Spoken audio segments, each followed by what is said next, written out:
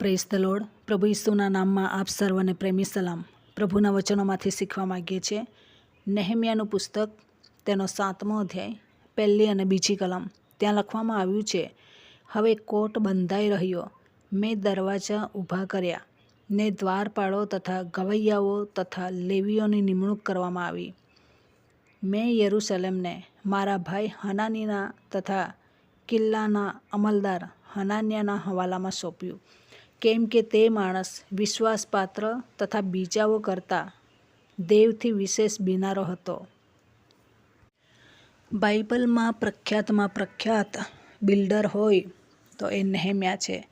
આમ તો સુલેમાન રાજાએ બી ભવ્ય મંદિર બંધાવ્યું હતું, અને એ ભવ્ય મંદિર સુલેમાનનું જેટલું વખણાય છે એના કરતાં વધારે નેહેમિયાએ કોટનું રિપેરિંગ કર્યું એ વખણાય છે. બાંધવાવાળો એટલો બધો નથી વખણાતો, પરંતુ એને રિપેરિંગ કરવાવાળો વધારે વખણાય છે. કેમ કે સુલેમાન રાજાએ તો બહુ આસાનીથી એ મંદિર બાંધ્યું હતું. કોઈ જાતનો વિરોધ નહીં, રોકટોક નહીં, નાણાંની કોઈ કમી નહીં, કેમ કે પિતાએ બધું સોનું, રૂપું, ચાંદી, લોકો બધું સંગ્રહ કરી રાખેલું હતું. એ બાંધે છે, કોઈ જાતનો વિરોધ નહીં. પરંતુ જ્યારે નેહેમિયા એનું રિપેરિંગ કરવાને માટે જાય છે, એવા સમયમાં એક તો પોતે બીજા દેશમાં છે, અને બીજી જગ્યા પર કેટલા કિલોમીટર દૂર જઈને એ પોતાના વતનના યરૂશલેમના કોટનું રિપેરિંગ કરવાનું હતું. અને એ પોતે રજા લઈને જાય છે. અત્યારે આપણે સરકારી નોકરીમાં રજા મેળવવાની હોય તો કેટલું અઘરું છે. સેવામાં પણ રજા મેળવવાની હોય ને તો પણ ઘણું અઘરું અને કઠિન છે. પરંતુ તો છતાં પણ એણે રજા માગી, એમ જ નથી મળી ગઈ. એની સામે મોત હતું. શું પૂછે છે કે તારું મોં કેમ ઉદાસ છે? ત્યાર પછી એને રજા મળી જાય છે. ત્યાંથી એની રજાની શરૂઆત થાય છે, કેમ કે એના જીવનમાં એટલો ખેદ આવી ગયેલો પોતાના વતન પ્રત્યે કે મારા પિતૃઓનું કબરોનું વતન આ દશામાં ઉજ્જડ પડી રહેલું છે, દરવાજા પાડી નાખેલા છે, કોટ તૂટી પડેલો છે.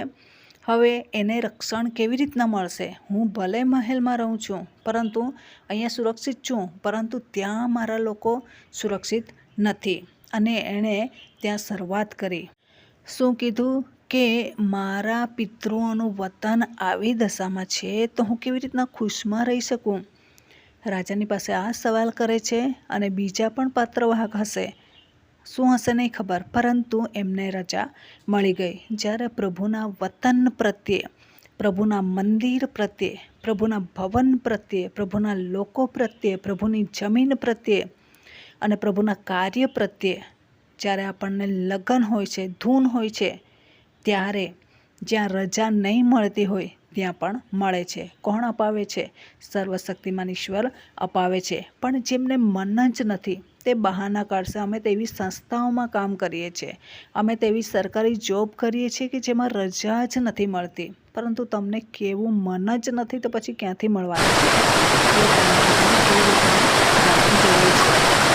અહીંયા હનાનીનું નામ આવે છે. પહેલા યુગમાં પણ હનાનીનું નામ આવે છે.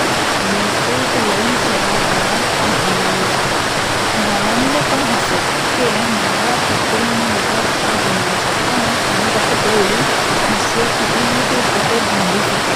જેના ખબર પરંતુ બાંધી શકે એવી એની ખાસિયત હતી નહીં. પરંતુ એની પાસે શું સમાચાર લઈને ગયા છે? સમાચારને લઈને નથી ગયો, પરંતુ ખબર અંતર પકડવા માટે ગયો હશે. કેમ કે તે સમયે ગુલામ વેચી નાખ્યા. મિશ્રમાં એક જ જગ્યા પર લોકો બધા ગુલામગીરીમાં હતા, પરંતુ આ રાજાએ અલગ અલગ વેચી નાખ્યા કે જેથી મિશ્રમાં જેવું બન્યું તેવું એવું બનવા લોકો નહીં કરે, પાછા ભેગા જ નહીં થઈ શકે એટલા માટે પૂર્વ પશ્ચિમમાં વેચી દીધા. અને એમને મળવાની માટે ગયા હતો, અને સતત નેહેમિયાને પોતાના વતન પ્રત્યે પ્રેમ હોવાથી ખુશી જ ના થઈ. ઘર, કપડાં, અનાજ લેવા માટેનું શું છે એ નથી પૂછ્યું, પરંતુ યરૂશલેમ કેવી દશામાં છે? કેમ કે પ્રભુનો નગર હતો અને ત્યાં પ્રભુની ખાતરી હતી. એને આ લાગતું નથી, એને આ દશામાં નથી માનતા. મારા પાપોની લીધે એ તમને માટે કબૂલ કરે છે અને એ પ્રમાણે માફી પણ માગે છે. દાનિયેલ માફી માગે છે. કંઈ એ પાપ કરવાવાળા નહીં હતા, પરંતુ તો છતાં પણ પોતાના લોકોને વતી માફી માગતા હતા. અને એવી રીતના સમાચાર પૂછે છે અને જવાબ આપે છે. અને આ વ્યક્તિને પણ લગ્ન હશે અને સમાચાર બરાબર આપ્યા અને એના લઈને એ વ્યક્તિને જવાબદારી મળે છે. એમને એમ જવાબદારી નથી મળી ગઈ, સમાચાર આપવાથી પણ જવાબદારી નથી મળી. ત્યાં શું લખવામાં આવ્યું છે કે તે માણસ વિશ્વાસપાત્ર તથા બીજાઓ કરતાં દેવથી વિશેષ બીનારો હતો. બીજા બીતા હતા દેવથી, પરંતુ વિશેષ બીતા નહીં હતા. નાની નાની બાબતમાં બીતા નહીં હતા. એટલા માટે મેં એમને એ જવાબદારી સોંપી નહીં. જ્યારે પેલા દરવાજા ઊભા કર્યા, મેઇન દરવાજો, એવા સમયમાં કેવી રીતના એ દરવાજો બંધ કરવાનો કે બીજા નાઇટમાં જ્યારે ચોકીદારો આવે તે આવે પછી પેલા બીજા જાય અને બંધ કરવાનું અને એ રીતના એ કરવાનું. દિવસ ડૂબે તેના પહેલાં બંધ કરી દેવાનું અને દિવસ ચડે પછી ખોલવાનું. એવા નિયમો નહેમીયાએ આપ્યા હતા. વિશેષ બીનારો હતો, તેથી એને જવાબદારી સોંપી. આજે આપણી મંડળીમાં કોને જવાબદારી સોંપવામાં આવે છે? બધાને ખબર છે. સરકારી નોકરી કોણ કરે છે? આવક કેટલી છે? કેવા દેખાય છે? માફ કરજો, કેવા દેખાય છે? એ બધું જોઈને હોદ્દાઓ આપવામાં આવે છે. દેવથી વિશેષ બીજાઓથી વિશેષ બીનારા વ્યક્તિઓ પણ મંડળીમાં છે, પરંતુ ગરીબ છે. એને કોણ જુએ? ભાઈ, આજનો જમાનો તો ડિજિટલ ઇન્ડિયામાં આપણે જીવીએ છીએ, તો આવા ગરીબોને કેમ અપાય? બાળક સાહેબોના મોંથી ઘણી વખત મેં સાંભળ્યું છે કે આર્થિક રીતે આવા છે.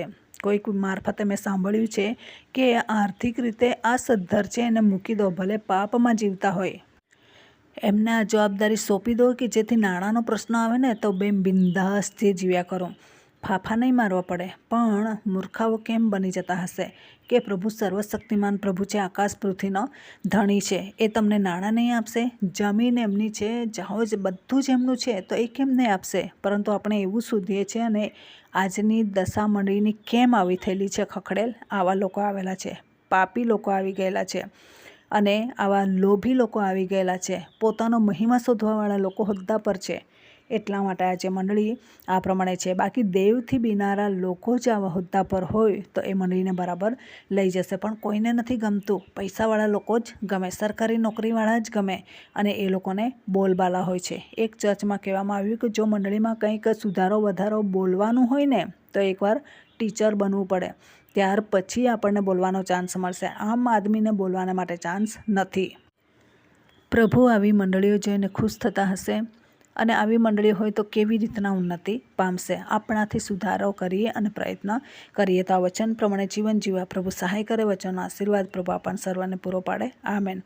પ્રાર્થના કરીએ. પ્રેમાળ પરમેશ્વર પિતા, તમારી કૃપા અને દયામાં દરેકને સંભાળો. વિશેષ તમારાથી બીનારા વ્યક્તિઓ મંડળીમાં છે, એમને હોદ્દાઓ મળી શકે અને મંડળીનું સુકાન એમના હાથમાં જાય કે જેથી પ્રભુ મંડળી વ્યવસ્થિત તમારા ભયમાં ઉછેરે એવી કૃપા અમે માગીએ છીએ. આ પ્રાર્થના પ્રભુ ઈસુના મૂલ્યવાન નામની અંદર માગીએ છીએ. સાંભળો, સ્વીકારો. Amen. Thank you. Praise the lord. God bless you. Amen.